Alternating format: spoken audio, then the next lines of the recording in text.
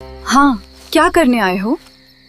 कल वन की लकड़ी लेने आया हूँ। तुम्हें जितनी लकड़ी ले जाना है ले जाओ, लेकिन मुझे एक चीज चाहिए। जब तेरे घर में खुशियाँ आएंगी तब मैं आऊंगा। बेटी, तुम कैसे बात कर रही हो? घर अंदर चलो। बाबा देखो, ये मेरी सहेली है, इसे भी खिलौने पसंद है। मैं बोला था ना, जब तेरे घर में खुशियाँ आएंगी तब मैं आ गया हूँ।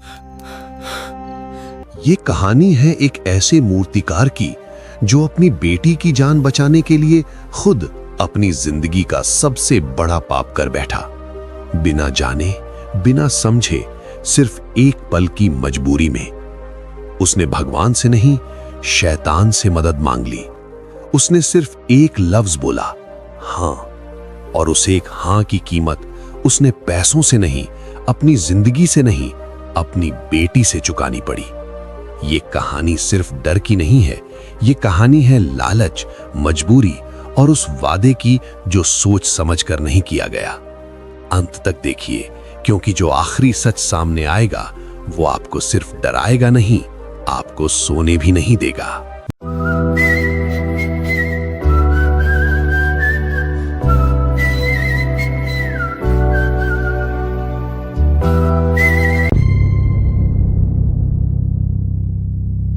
बहुत समय पहले की बात है। विंध्याचल के घने पहाड़ों के नीचे एक छोटा सा गांव बसा था, कंचनपुर। नाम तो कंचनपुर था, यानी सोने का नगर, मगर वहां के लोगों की किस्मत में लोहा और पत्थर ही लिखा था। गरीबी वहां की हवा में थी, और इसी गरीबी के बीच एक घर था जिसकी हालत सबसे ज्यादा खस्ता थी। उस घर में रहता था माधव। माधव एक मूर्तिकार था, पत्थर और लकड़ी को तराश कर भगवान की मूरत बनाने वाला कलाकार। अब आप सोच रहे होंगे कि जो इंसान भगवान की मूरत बनाता है, भगवान तो उस पर मेहरबान होने चाहिए, है ना? लेकिन असल जिंदगी में ऐसा नहीं होता। यही नियति का, यानी किस्मत का सबसे कड़वा सच है। माधव के हाथों में ऐसा जादू था कि अगर वो लकड़ी को छू ले तो लगता था कि लकड़ी अब बोल पड़ेगी, मगर उसके घर में बोलने वाला कोई नहीं था, सिवाय खामोशी के। माधव की पत्नी सुमित्रा उसे और उनकी 6 साल की बेटी गुड़िया को छोड़कर 2 साल पहले ही इस दुनिया से जा चुकी थी। हैजा की बीमारी ने उसे लील लिया था। अब माधव के पास जीने की सिर्फ एक वजह थी, उसकी बेटी गुड़िया। गुड़िया जो ना बोल सकती थी, ना सुन सकती थी। अब यहां ध्यान दीजिए, एक पिता के लिए इससे बड़ा दुख क्या होगा। वो दिन भर पत्थर पर छेनी हथौड़ी चलाता, मूरत बनाता, ताकि शाम को अपनी गूंगी बेटी के पेट में 2 मुट्ठी अनाज डाल सके। माधव की हालत ऐसी थी जैसे कोई सूखा हुआ पेड़ खड़ा हो, सिर्फ इस उम्मीद में कि शायद कभी बारिश होगी। और वो बारिश थी पैसा, ताकि वो अपनी बेटी का इलाज करवा सके। किसी वैद्य ने उसे बताया था कि काशी में एक बड़ा वैद्य है जो उसकी बेटी की आवाज लौटा सकता है, लेकिन उसके लिए चाहिए थे सोने के 100 सिक्के। 100 सिक्के! एक गरीब मूर्तिकार के लिए 100 सिक्के मतलब 7 जन्मों की कमाई। अब कहानी में असली मोड़ तब आया जब कंचनपुर के जमींदार ठाकुर भानु प्रताप ने माधव को अपने हवेली पर बुलाया। ठाकुर भानु प्रताप एक ऐसा आदमी था जिसकी मूंछों पर ताव और दिल में कालापन दोनों बराबर थे। उसने माधव को बुलाया और एक अजीब मांग रख दी। ठाकुर ने कहा, माधव, मुझे कुलदेवी के मंदिर के लिए एक भैरव की मूर्ति चाहिए, लेकिन साधारण लकड़ी की नहीं, मुझे वो मूर्ति रक्त चंदन की लकड़ी से बनी चाहिए। माधव कांप गया। जानते हैं क्यों? क्योंकि रक्त चंदन यानी लाल चंदन कंचनपुर के पास वाले जंगल में नहीं मिलता था, वो मिलता था कालवन में। कालवन नाम से ही समझ जाइए, वो जंगल जहां दिन में भी सूरज की रोशनी जमीन को नहीं छू पाती थी। लोग कहते थे कि कालवन में इंसान जाता तो अपनी मर्जी से है, लेकिन वापस अपनी मर्जी से नहीं आता।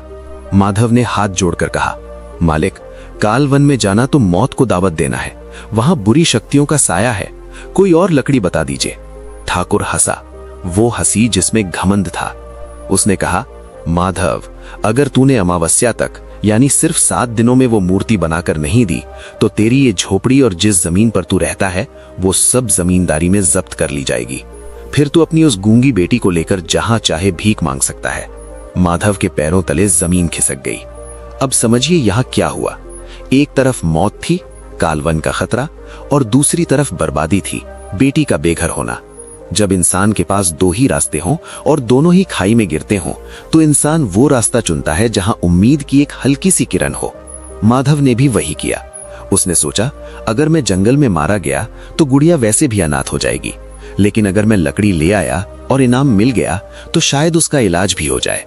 यहीं पर इसी लालच और मजबूरी के पल में माधव ने अपनी जिंदगी का सबसे बड़ा जुआ खेला। अगली सुबह जब पूरा गांव सो रहा था, माधव अपनी कुल्हाड़ी और छेनी लेकर निकल पड़ा। उसने गुड़िया के माथे को चूमा, जो गहरी नींद में थी। पड़ोस की काकी को इशारे से बता दिया कि वो शाम तक लौट आएगा, लेकिन वो नहीं जानता था कि काल वन में शाम कभी ढलती नहीं, वहां हमेशा अंधेरा ही रहता है। माधव चलते चलते गांव की सीमा पार कर गया। जैसे ही उसने कालवन की सीमा में कदम रखा, हवा बदल गई। अभी तक हवा में धूल और खेतों की महक थी, लेकिन अचानक हवा ठंडी हो गई, इतनी ठंडी कि हड्डियों में सिहरन दौड़ जाए। और सबसे अजीब बात जानते हैं क्या थी? वहां खामोशी थी।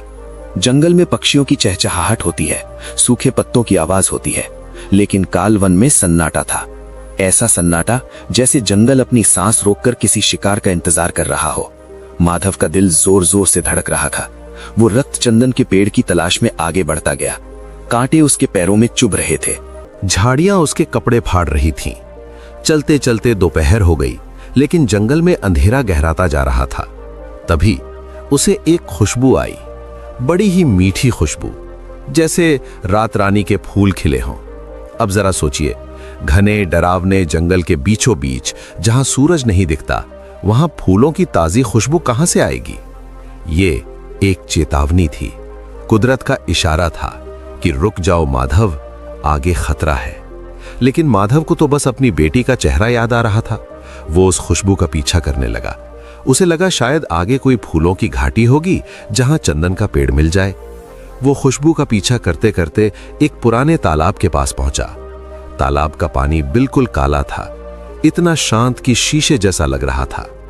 और उस तालाब के किनारे एक विशाल, बहुत पुराना बरगद का पेड़ था। लेकिन उस पेड़ के पास कोई साधारण नजारा नहीं था। वहां पेड़ की एक नीची डाली पर एक औरत बैठी थी। जी हां, एक औरत इस वीराने में। उसने लाल रंग की साड़ी पहनी हुई थी। उसके बाल खुले थे, जो इतने लंबे थे कि जमीन को छू रहे थे। वो अपनी पीठ करके बैठी थी और तालाब के पानी में अपने पैर हिला रही थी। माधव वहीं जम गया, उसका गला सूख गया। कौन हो सकती है ये? इस जंगल में इंसान का होना नामुमकिन था।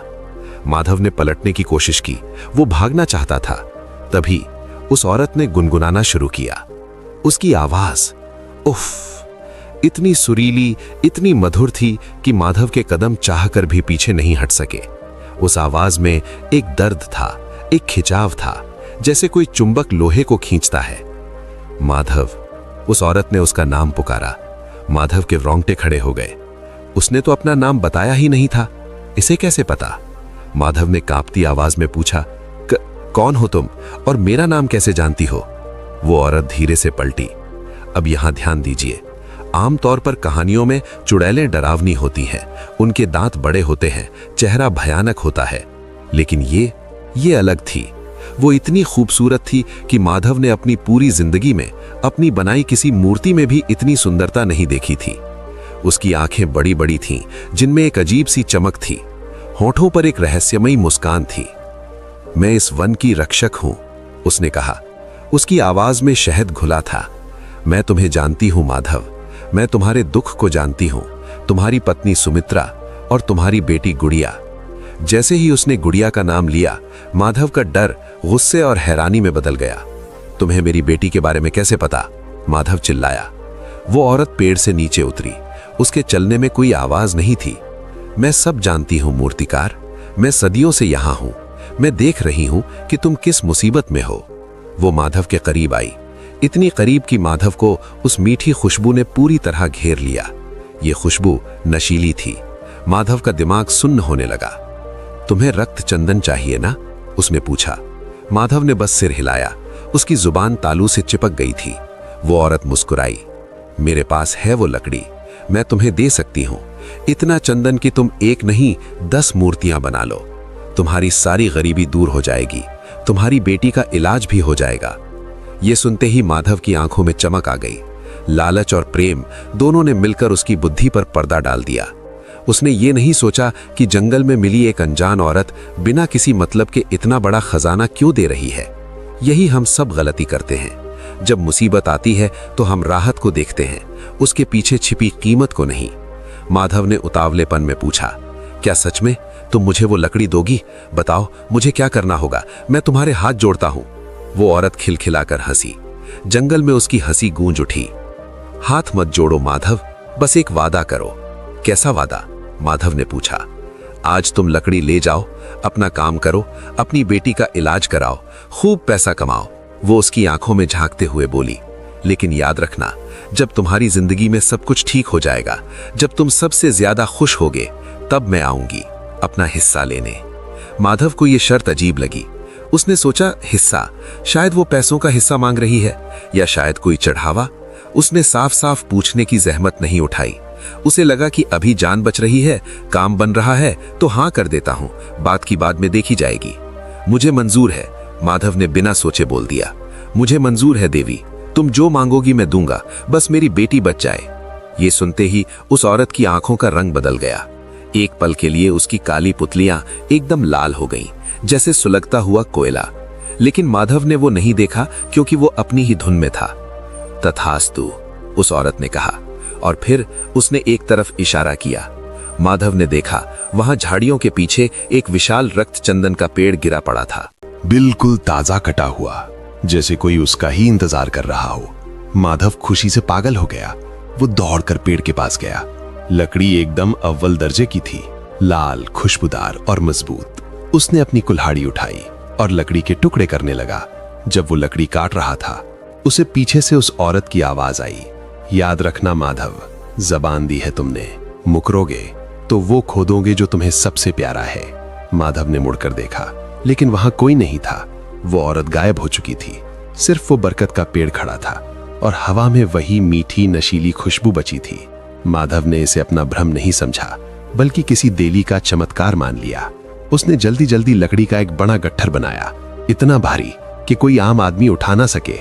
लेकिन आज माधव में न जाने कहां से हाथी जैसी ताकत आ गई थी। उसने वो गट्ठर सर पर उठाया और गांव की तरफ दौड़ पड़ा। लेकिन माधव को ये नहीं पता था कि वो अपने सर पर सिर्फ लकड़ी का बोझ नहीं, बल्कि एक श्राप लेकर जा रहा है।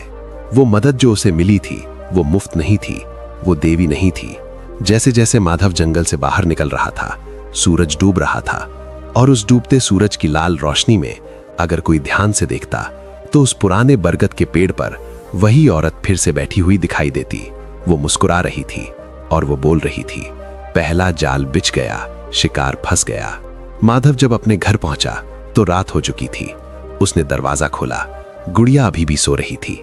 माधव ने लकड़ी का गट्ठर नीचे पटका और राहत की सांस ली। अब सब ठीक हो जाएगा गुड़िया, उसने सोती हुई बेटी से कहा। तेरे बापू जन्नत से लकड़ी ले आए हैं, लेकिन जरा रुकिए। माधव ने जैसे ही पानी पीने के लिए मटका उठाया, उसे एक आवाज सुनाई दी, घर के कोने से, अंधेरे कोने से, छन छन छन, पायल की आवाज। वही आवाज जो जंगल में नहीं सुनाई दी थी, मगर अब उसके अपने घर के भीतर गूंज रही थी। माधव का हाथ रुक गया। पानी का लोटा हाथ से छूटकर जमीन पर गिर गया। उसने धीरे से मुड़कर उस कोने की तरफ देखा। वहां कोई नहीं था, लेकिन वहां जमीन पर गीले पैरों के निशान थे, उल्टे पैरों के निशान, जो निशान दरवाजे से शुरू होकर सीधा उसकी सोती हुई बेटी गुड़िया की खटिया तक जा रहे थे। माधव की चीख उसके गले में ही अटक गई। ये क्या हो गया? वो जंगल से लकड़ी लाया है या मौत को अपने घर ले आया है? अब सवाल ये है, वो औरत कौन थी? उसके पैर उल्टे क्यों थे? और क्या माधव ने अनजाने में अपनी बेटी का सौदा कर दिया है? माधव का दिल हलक में आ गया था। वो पत्थर की मूर्ति की तरह वहीं जमा खड़ा था। उसकी आंखों के सामने वो निशान थे और कानों में वही पायल की छनछनाहट गूंज रही थी।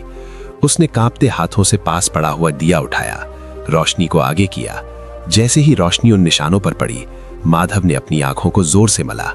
उसने सोचा, शायद मुझे धोखा हो रहा है, जंगल की थकान है, या शायद मेरे ही पैरों की गीली मिट्टी है।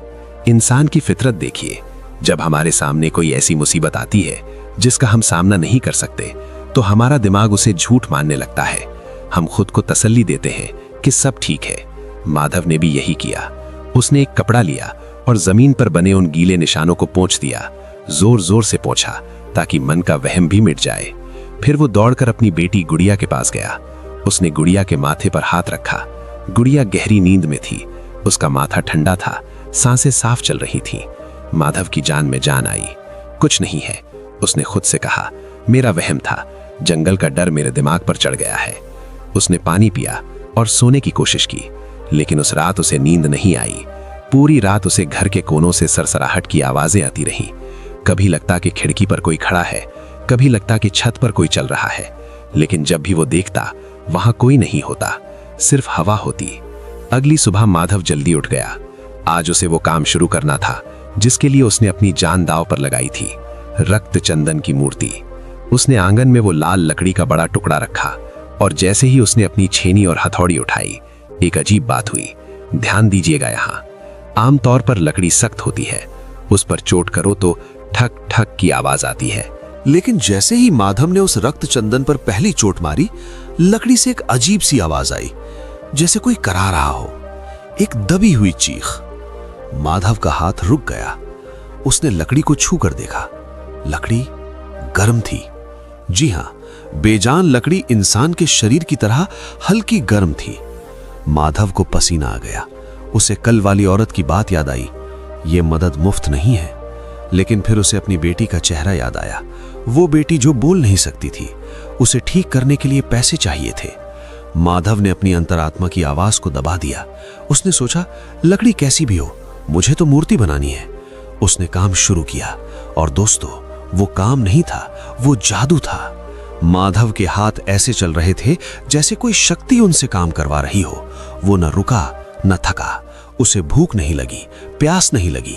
3 दिन और 3 रात माधव लगातार मूर्ति बनाता रहा।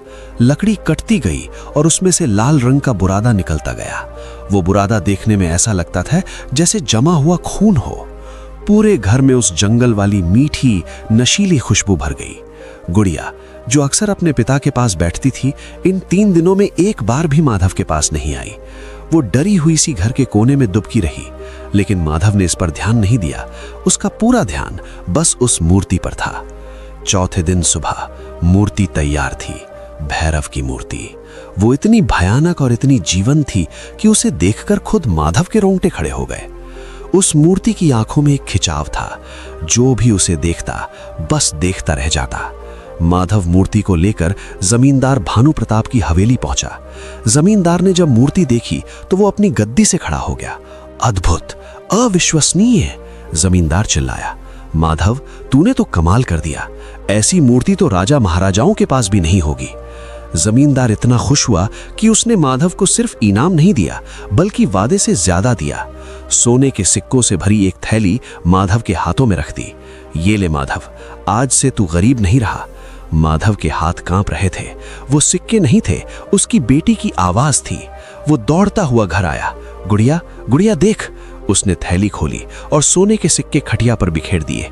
अब हम शहर जाएंगे, बड़े वैद्य के पास। अब तू बोलेगी बेटा, तू मुझे बाबा बुलाएगी। माधव की आंखों से खुशी के आंसू बह रहे थे, लेकिन इन आंसुओं के बीच वो एक चीज भूल गया, वो वादा, जब तुम सबसे ज्यादा खुश होगे तब मैं आऊंगी। माधव ने वक्त बर्बाद नहीं किया। वो उसी दिन गुड़िया को लेकर काशी के लिए निकल पड़ा। काशी, भोलेनाथ की नगरी। वहां के सबसे बड़े वैद्य ने गुड़िया का इलाज शुरू किया। महंगी जड़ी बूटियां, खास काढ़े और मंत्रों का उपचार। माधव ने पानी की तरह पैसा बहाया। उसे किसी बात की परवाह नहीं थी और चमत्कार हुआ। 1 महीने बाद पूर्णिमा के दिन वैद्य जी ने गुड़िया के गले पर एक लेप लगाया और उसे बोलने का इशारा किया। गुड़िया ने होंठ खोले। उसका गला कांपने लगा। माधव की सांसें थम गईं और फिर एक हल्की टूटी फूटी आवाज आई, बा बा। माधव वहीं जमीन पर घुटनों के बल गिर पड़ा। उसने आसमान की तरफ हाथ उठाकर ईश्वर का शुक्रिया अदा किया। उसने अपनी बेटी को गले लगा लिया और फूट फूट कर रोया। उसकी तपस्या सफल हो गई थी। उसका रिस्क, उसका खतरा उठाना सब सफल हो गया था। अब आप सोच रहे होंगे कि ये तो अच्छी बात है, कहानी तो सुखद हो गई, लेकिन नहीं। कहानी में अंधेरा तब गहराता है जब रोशनी सबसे ज्यादा होती है। इलाज के बाद माधव और गुड़िया वापस कंचनपुर लौट आए। अब माधव वो पुराना गरीब मूर्तिकार नहीं था, उसके पास पैसा था, शोहरत थी। उसने गांव के बीचों बीच एक पक्का मकान बनवा लिया। गुड़िया के लिए अच्छे कपड़े, खिलौने, सब कुछ आ गया। लोग अब उसे माधव सेठ कहने लगे थे। वो कालवन की घटना, वो रहस्यमयी औरत, वो उल्टे पैरों के निशान, सब माधव के दिमाग से धुंधले पड़ गए। उसे लगा कि शायद वो औरत शायद कोई वन देवी थी जिसने तरस खाकर उसकी मदद की थी, और हिस्सा मांगने वाली बात शायद उसका कोई इम्तिहान था। अब सब ठीक है, माधव रोज यही सोचकर सोता था। लेकिन बदलाव गुड़िया में आ रहा था, धीरे धीरे, बहुत चुपके से। शुरुआत में माधव को लगा कि गुड़िया नई नई बोलना सीखी है, इसलिए शायद उसका व्यवहार थोड़ा बदला है। लेकिन फिर कुछ अजीब बातें होने लगी। गुड़िया को अब भूख बहुत लगती थी। वो बच्ची जो पहले एक रोटी बमुश्किल खाती थी, अब 3-3 रोटियां खा जाती और फिर भी कहती, बाबा भूख लगी है। उसका रंग जो पहले सांवला था, अब अजीब तरह से निखरने लगा था, एकदम गोरा, चमकता हुआ। लेकिन उसकी आंखों के नीचे हल्के काले घेरे पड़ने लगे थे। एक रात की बात है, माधव सो रहा था। अचानक उसे किसी के हंसने की आवाज आई, खिलखिलाकर हंसने की आवाज। माधव हड़बड़ाकर उठा। उसने देखा गुड़िया अपने बिस्तर पर नहीं है। वो डर गया। गुड़िया, उसने आवाज लगाई। आवाज आंगन से आ रही थी। माधव नंगे पैर आंगन की तरफ भागा। वहां का नजारा देखकर उसके कदम रुक गए। रात के अंधेरे में गुड़िया आंगन में लगे तुलसी के पौधे के पास बैठी थी। वो अकेले नहीं थी, मतलब वहां कोई दिखाई नहीं दे रहा था। लेकिन गुड़िया ऐसे बात कर रही थी जैसे उसके सामने कोई बैठा हो। माधव ने छिपकर सुना। गुड़िया कह रही थी, हाँ ये वाला खिलौना अच्छा है, बाबा लाए हैं। फिर वो चुप हो गई, जैसे किसी की बात सुन रही हो। फिर वो हंसी, अच्छा तुम्हें भी खेलना है? माधव का दिल जोर जोर से धड़कने लगा। वो हिम्मत करके आगे बढ़ा। गुड़िया? गुड़िया एकदम से पलटी। उसकी आंखों में एक पल के लिए वही अजीब सी चमक थी जो उस जंगल वाली औरत की आंखों में थी, लेकिन अगले ही पल वो सामान्य हो गई। बाबा आप कब उठे? माधव ने पसीना पोंछते हुए पूछा। बेटा इतनी रात को यहां किससे बातें कर रही थी? गुड़िया मासूमियत से बोली, अपनी सहेली से बाबा। सहेली? माधव चौंका। कौन सहेली? यहां तो कोई नहीं है। गुड़िया ने खाली हवा की तरफ इशारा किया। ये देखो यहीं तो बैठी है, माया। माया, ये नाम सुनते ही माधव के दिमाग में बिजली कौंध गई। उस जंगल वाली औरत ने अपना नाम नहीं बताया था, लेकिन माया का मतलब होता है भ्रम, जादू। माधव घुटनों के बल बैठ गया और गुड़िया के कंधे पकड़ लिए। बेटा यहां कोई नहीं है, चलो अंदर चलो। गुड़िया ने जिद की। नहीं बाबा, माया कह रही है कि उसे मेरे बाल बहुत पसंद हैं। वो कह रही है कि वो मेरे साथ ही रहेगी। माधव को चक्कर आने लगा। उसने गुड़िया को गोद में उठाया और कमरे में ले गया। उसने सारे दरवाजे खिड़कियां कसकर बंद कर दिए।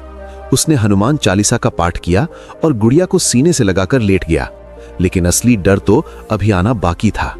अगले दिन शाम को माधव काम से घर लौटा। गुड़िया शीशे के सामने खड़ी थी। वो अपने बालों में कंघी कर रही थी। उसके बाल जो पहले कंधे तक थे, पिछले 1 महीने में ही कमर तक लंबे हो गए थे, एकदम घने और काले। माधव उसे देखता रहा। तभी गुड़िया ने गुनगुनाना शुरू किया, एक गीत। सूने वन में नाचे मोर, चंदा देखे छुप गए चोर। माधव के हाथ से थैला गिर गया। ये कोई बच्चों का गीत नहीं था, ये वही धुन थी, वही सुर था जो उस औरत ने काल वन में बरगद के पेड़ पर बैठकर गाया था। माधव कांपते हुए गुड़िया के पीछे गया। गुड़िया, ये गीत तुमने कहां से सीखा? गुड़िया कंघी करती रही। उसने शीशे में माधव की परछाई को देखा और फिर शीशे के अंदर गुड़िया मुस्कुराई। लेकिन वो मुस्कान गुड़िया की मासूम मुस्कान नहीं थी, वो एक औरत की समझदार और शरारती मुस्कान थी। गुड़िया ने शीशे में देखते हुए जवाब दिया, बाबा भूल गए, आपने वादा किया था। माधव की रूह कांप गई। ये आवाज गुड़िया की नहीं थी, ये आवाज उस जंगल वाली औरत की थी, भारी, नशीली और डरावनी। क्या वादा? माधव ने हकलाते हुए पूछा। गुड़िया धीरे से पलटी। अब उसकी आंखों में पुतलियां नहीं थी, सिर्फ सफेदी थी, और उसने उस भारी आवाज में कहा, तुमने कहा था जब तुम सबसे ज्यादा खुश होगे मैं अपना हिस्सा लेने आऊंगी। मैं आ गई हूं माधव। मुझे तुम्हारा ये घर और ये गुड़िया बहुत पसंद है। अब सवाल ये है, क्या गुड़िया अब गुड़िया रही ही नहीं? क्या उसी यक्षिणी ने गुड़िया के शरीर पर कब्जा कर लिया है? और माधव, एक पिता अपनी ही बेटी से कैसी लड़ेगा जब उसके शरीर में कोई और हो। आगे की कहानी और भी खौफनाक होने वाली है। उस पल कमरे में सन्नाटा था, लेकिन वो सन्नाटा शोर से ज्यादा भारी था। माधव के पैर कांप रहे थे। सामने उसकी मासूम बेटी गुड़िया खड़ी थी, लेकिन उसकी आंखों में वो गुड़िया नहीं थी जिसे उसने पाला था। उन आंखों में सदियों पुरानी भूख थी। माधव ने हिम्मत जुटाकर लड़खड़ाती जबान से कहा, तुम मेरी बेटी को छोड़ दो। तुम्हें जो चाहिए मैं दूंगा। मेरा घर ले लो, मेरा सारा सोना ले लो, पर मेरी बच्ची को छोड़ दो। गुड़िया, या कह लीजिए उसके अंदर बैठी वो यक्षिणी जोर से हंसी। वो हंसी किसी बच्चे की नहीं थी। वो हंसी ऐसी थी जैसे सूखे कुएं में पत्थर गिरने की आवाज हो, खोखली और गहरी। उसने कहा, माधव, सोना चांदी तो इंसानों के खिलौने हैं, मुझे वो नहीं चाहिए। मुझे जीवन चाहिए, भोग चाहिए। जो मैं अपनी दुनिया में नहीं कर सकती, वो मैं इस बच्ची के शरीर के जरिए करूंगी। खाना, पीना, पहनना, महसूस करना। ये सौदा तो तुमने ही किया था ना। अब यहां समझिए, इंसान की सबसे बड़ी गलती यही होती है। जब हम मुसीबत में होते हैं तो हम कहते हैं कुछ भी ले लो। हम शब्दों का वजन नहीं समझते। माधव ने भी यही कहा था, मुझे मंजूर है। और अब वो मंजूर किया हुआ वादा एक फांसी का फंदा बनकर उसके गले में पड़ा था। माधव ने आपा खो दिया। एक पिता जब बेबस होता है तो वो परिणाम नहीं सोचता। वो दौड़कर गुड़िया की तरफ बढ़ा, उसे झकझोरने के लिए। निकल जा मेरी बेटी के अंदर से, वो चिल्लाया। लेकिन जैसे ही माधव ने गुड़िया के कंधे छुए, एक झटका लगा।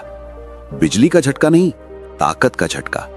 वो 6 साल की नाजुक बच्ची जिसने कभी चींटी भी नहीं मारी थी, उसने माधव को ऐसे धक्का दिया जैसे माधव रुई का बना हो।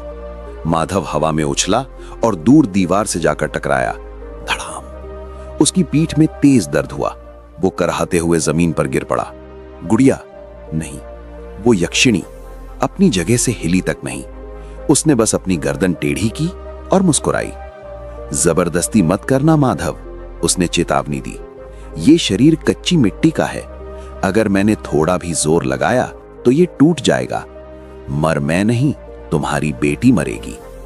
माधव वहीं जम गया। ये सबसे बड़ी लाचारी थी। वो लड़ सकता था, लेकिन वार नहीं कर सकता था, क्योंकि ढाल उसकी अपनी बेटी थी। उस रात माधव अपनी ही घर की दहलीज के बाहर बैठा रहा। अंदर से कभी गुड़िया के रोने की आवाज आती, बाबा बचाओ, और अगले ही पल किसी औरत के गाना गाने की आवाज आती। एक पल में बेटी तड़प रही थी और दूसरे पल में वो शैतान मजे ले रहा था। माधव ने अपने कान बंद कर लिए। वो सारी रात रोता रहा। उसे अपनी गलती का एहसास हो रहा था। वो रक्त चंदन, वो लालच, वो कालवन, सब एक छलावा था। उसने अमीरी नहीं खरीदी थी, उसने अपनी बेटी का सौदा किया था। जैसे ही सूरज की पहली किरण फूटी, माधव उठा। अब उसके पास रोने का वक्त नहीं था। उसे याद आया कि गांव के बाहर शमशान के पास एक पुरानी कुटिया है। वहां एक अघोरी बाबा रहते हैं। लोग कहते थे कि वो पागल हैं, मुर्दों से बात करते हैं। माधव ने हमेशा उनसे दूरी बनाकर रखी थी, लेकिन आज वही पागल उसका आखिरी सहारा था। देखिए वक्त कैसे पलटा खाता है। जो इंसान कल तक खुद को माधव सेठ समझ रहा था, आज वो एक अघोरी के चरणों में गिरने जा रहा था। माधव दौड़ता हुआ शमशान पहुंचा। अघोरी बाबा धूनी रमाए बैठे थे। उनके बाल जटाओं जैसे उलझे हुए थे और शरीर पर भस्म लगी थी। माधव ने जाते ही उनके पैर पकड़ लिए। बाबा, अनर्थ हो गया बाबा, मेरी बेटी। बाबा ने अपनी लाल आंखें खोली। उन्होंने माधव को बोलने भी नहीं दिया। आ गई ना वो? बाबा की आवाज भारी और गंभीर थी। तुझे लगा था तू काल वन से लकड़ी चुरा लाएगा और वन शक्ति को पता नहीं चलेगा? माधव हैरान रह गया। आपको कैसे पता? बाबा हंसे। मूर्ख, जब तू जंगल से वो लाल लकड़ी लाया था तभी पूरे गांव की हवा बदल गई थी। मैं उसी दिन समझ गया था कि कोई मौत को अपने कंधे पर लाद कर लाया है। मुझे बचाइए बाबा, वो मेरी बेटी के शरीर में है। वो कह रही है कि वो उसे नहीं छोड़ेगी। बाबा ने चिमटा उठाकर जमीन पर मारा। शांत हो जा। फिर बाबा ने जो समझाया उसे ध्यान से सुनिए, क्योंकि यही इस मायाजाल की चाबी है। बाबा बोले, देख माधव, वो कोई साधारण भूत प्रेत नहीं है, वो एक यक्षिणी है। यक्षिणियां किसी के शरीर में ऐसे ही प्रवेश नहीं करती। उन्हें एक माध्यम चाहिए होता है, एक दरवाजा। दरवाजा? माधव ने पूछा। हाँ, उसने उसकी आंखों में झांकते हुए पूछा। तूने उस लकड़ी का क्या किया जो तू जंगल से लाया था? मैंने उससे भैरव की मूर्ति बनाई, माधव ने बताया, और वो मूर्ति मैंने जमींदार भानु प्रताप को बेच दी। बाबा ने अपना माथा पीट लिया। विनाश काले विपरीत बुद्धि, बाबा चिल्लाए। तूने अपने हाथों से उसकी जंजीरें खोल दी। सुन माधव, यक्षिणी की शक्ति उस रक्त चंदन की लकड़ी में थी। जब तक वो लकड़ी जंगल में थी, वो वहां कैद थी। तू उसे गांव लाया और फिर तूने उसे एक देवता का रूप दे दिया। इसका क्या मतलब बाबा? माधव का गला सूख रहा था। इसका मतलब यह है, बाबा ने समझाया, कि जब तूने उस मूर्ति की प्राण प्रतिष्ठा नहीं की, बस उसे आकार दिया, तो वो खाली थी, एक खाली घर, और उस खाली घर में उस यक्षिणी ने अपनी शक्ति का एक हिस्सा रख दिया। वो मूर्ति ही उसका असली शरीर है। तेरी बेटी तो बस उसका खिलौना है। जब तक वो मूर्ति इस गांव में है और जब तक उस मूर्ति की पूजा हो रही है, उस यक्षिणी की ताकत बढ़ती जाएगी। माधव को चक्कर आने लगा। जमींदार के घर में उस मूर्ति की रोज पूजा होती थी। इसका मतलब रोज उस यक्षिणी को ताकत मिल रही थी। तो मुझे क्या करना होगा बाबा? माधव ने पूछा। बाबा खड़े हो गए। उनकी आंखों में अब एक खतरा दिख रहा था। तुझे उस मूर्ति को नष्ट करना होगा माधव, उसे जलाना होगा, उसी वक्त जब वो यक्षिणी तेरी बेटी के शरीर से बाहर निकलेगी। लेकिन ये आसान नहीं है। क्यों? क्योंकि बाबा ने धीमी आवाज में कहा, वो मूर्ति अब सिर्फ लकड़ी नहीं है, वो अब जागृत हो चुकी है और वो अपनी रक्षा खुद करेगी। अगर तूने उसे छूने की कोशिश की और वो यक्षिणी सावधान हो गई, तो वो तेरी बेटी की गर्दन मरोड़ देगी। लेकिन कोई तो रास्ता होगा। माधव रो पड़ा। बाबा ने अपनी झोली से मुट्ठी भर राख निकाली और एक काले धागे में बांधी। ये ले, इसे रक्षा सूत्र समझ। इसे ले जा और अपनी बेटी की कलाई पर बांधने की कोशिश कर। अगर तू ये धागा बांध पाया तो वो यक्षिणी कुछ पलों के लिए उसके शरीर में सुन्न हो जाएगी। बस वही मौका होगा। तुझे जमींदार की हवेली जाना होगा और उस मूर्ति को अग्नि के हवाले करना होगा। माधव ने वो धागा मुट्ठी में भींचा। मैं करूंगा बाबा, मैं आज ही करूंगा। माधव वहां से भागा। उसके दिल में अब डर की जगह क्रोध था, लेकिन वो नहीं जानता था कि दुश्मन उससे 2 कदम आगे है। माधव जब घर पहुंचा तो दोपहर हो चुकी थी। घर का दरवाजा खुला था, अंदर सन्नाटा था। गुड़िया, माधव ने पुकारा। कोई जवाब नहीं। वो अंदर गया। गुड़िया अपनी खटिया पर नहीं थी, रसोई में नहीं थी, आंगन में नहीं थी। माधव का दिल बैठने लगा। तभी उसकी नजर दीवार पर पड़ी। दीवार पर कोयले से कुछ लिखा था, टेढ़े मेढ़े अक्षरों में, जैसे किसी बच्चे ने लिखा हो। लिखा था, बाबा, मैं अपनी असली जगह जा रही हूं, जहां मेरी पूजा होती है। माधव के पैरों तले जमीन खिसक गई। असली जगह जहां पूजा होती है, मतलब जमींदार भानु प्रताप की हवेली। यक्षिणी जानती थी, वो अंतर्यामी थी। उसे पता चल गया था कि माधव अघोरी के पास गया है। उसे पता चल गया था कि माधव मूर्ति को नष्ट करने की योजना बना रहा है।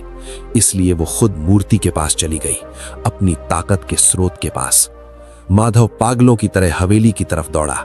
रास्ते में उसे गांव वाले मिले। वो सब भी हवेली की तरफ भाग रहे थे। क्या हुआ? माधव ने एक आदमी को पकड़कर पूछा। आदमी हाफ रहा था। उसका चेहरा डर से सफेद था। अरे माधव, गजब हो गया। जमींदार साहब की हवेली से चीखने की आवाजें आ रही हैं और अंदर से खून बहकर बाहर नाली में आ रहा है। माधव ने यह सुना और उसकी आंखों के आगे अंधेरा छा गया। वो भीड़ को चीरता हुआ आगे बढ़ा। हवेली का मुख्य द्वार खुला पड़ा था। माधव अंदर घुसा और वहां का नजारा देखकर उसकी रूह कांप गई। हवेली का बड़ा सा आंगन, सामने वो भैरव की मूर्ति रखी थी जो माधव ने बनाई थी। लेकिन आज वो मूर्ति वैसी नहीं थी। मूर्ति का रंग गहरा लाल हो गया था, जैसे उसने ताजा खून पी लिया हो। मूर्ति की आंखें वो लकड़ी की नहीं लग रही थी, वो असली आंखें लग रही थी जो झपक रही थी। और मूर्ति के चरणों में जमींदार भानु प्रताप बेहोश पड़े थे। उनके माथे से खून बह रहा था। लेकिन सबसे खौफनाक चीज ये नहीं थी। सबसे खौफनाक ये था कि मूर्ति के ठीक बगल में एक छोटे से सिंहासन पर गुड़िया बैठी थी। गुड़िया ने रेशमी कपड़े पहने थे, ढेरों जेवर पहने थे। वो एक रानी की तरह बैठी थी और उसके चारों तरफ हवेली के नौकर चाकर और खुद जमींदार की पत्नी सब घुटनों के बल बैठे थे। उनकी आंखें पथराई हुई थीं, जैसे किसी ने उन्हें सम्मोहित कर दिया हो। माधव को देखते ही गुड़िया की नजर उस पर पड़ी। वो अपनी जगह से उठी नहीं, उसने बस अपना हाथ उठाया और उसके हाथ उठाते ही हवेली का भारी भरकम लोहे का दरवाजा माधव के पीछे अपने आप धड़ाम से बंद हो गया। अब माधव कैद था उस शैतानी दरबार में। गुड़िया के होंठ हिले और वही भारी गूंजती हुई आवाज पूरे हॉल में गूंज उठी। आओ माधव, स्वागत है। देखो तुम्हारी कला की असली कद्र यहां हो रही है। तब मुझे जलाना चाहते थे ना, अब जरा छू कर दिखाओ। माधव ने अपनी मुट्ठी में वो काला धागा कस लिया। एक तरफ उसकी बेटी थी जिसके अंदर वो शैतान बैठा था, दूसरी तरफ वो मूर्ति थी जो अब जिंदा हो चुकी थी, और बीच में माधव अकेला निहत था। अब सवाल ये है कि माधव उस रक्षा सूत्र को गुड़िया के हाथ पर कैसे बांधेगा जब पूरा कमरा यक्षिणी के गुलामों से भरा है। और अगर उसने गुड़िया को छू लिया तो क्या वो मूर्ति उसे जिंदा छोड़ेगी या माधव को अब एक और बलिदान देना होगा। अब असली कहानी शुरू होने वाली है। आगे क्या होगा ये जानने के लिए कमेंट में पार्ट 2 जरूर लिखिए, ताकि पार्ट 2 जल्द से जल्द अपलोड किया जा सके। और हाँ, चैनल को सब्सक्राइब करना न भूलें, ताकि ऐसी रहस्यमयी कहानियां आप तक सबसे पहले पहुंचें।